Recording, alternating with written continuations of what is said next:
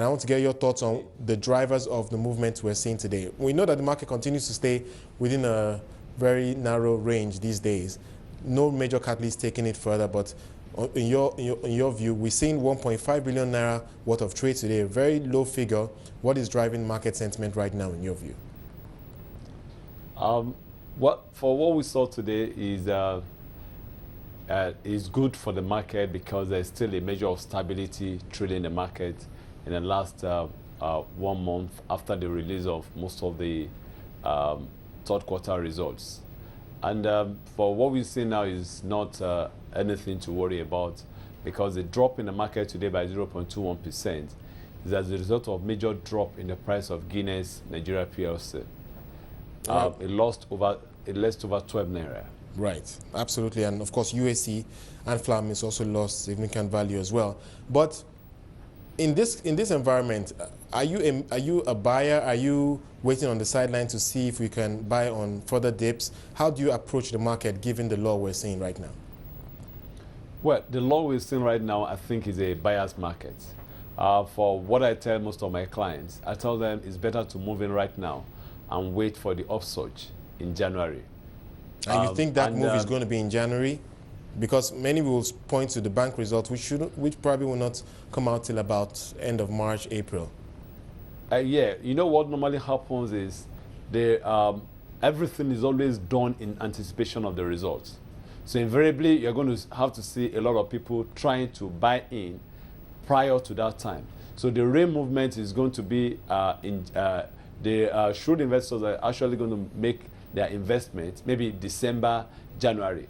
Then the late investors are going to be the one that will drive up the price.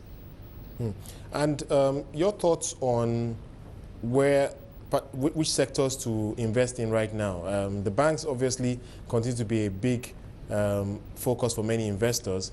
But outside the banks, is there anything else out there that looks interesting to you? Well, I think for those in the consumer goods sector, I think it's still a good one to invest in. The likes of flour mill, the likes of Unilever, the likes of Cadbury. Even if it's not for the dividend payouts, at least for capital growth, we're going to have it in that respect. And just as you mentioned, the banking sector, the financial sector is still very good to go, although there is a lot of apathy to the stocks in the insurance sector, which most investors have been shying away from. All right.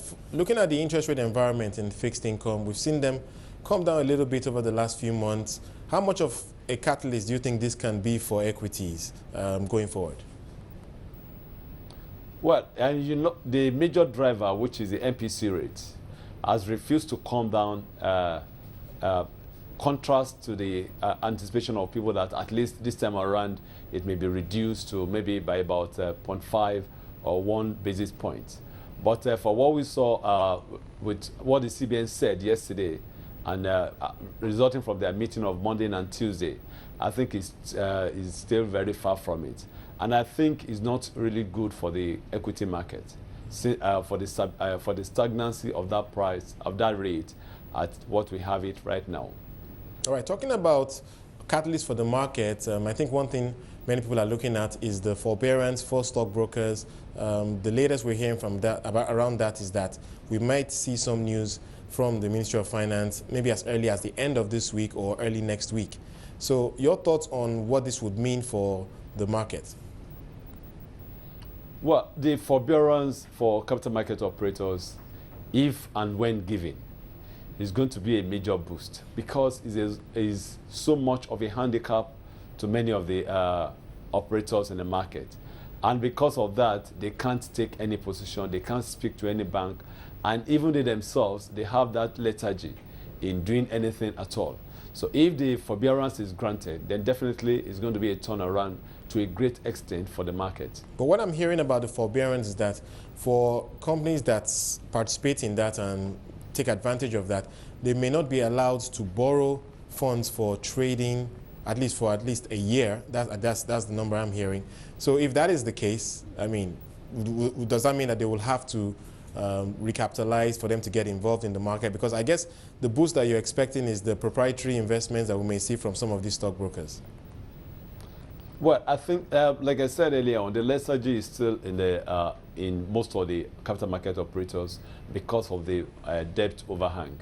But if that is removed, they can favorably talk to some of their clients who may give them some fund to manage.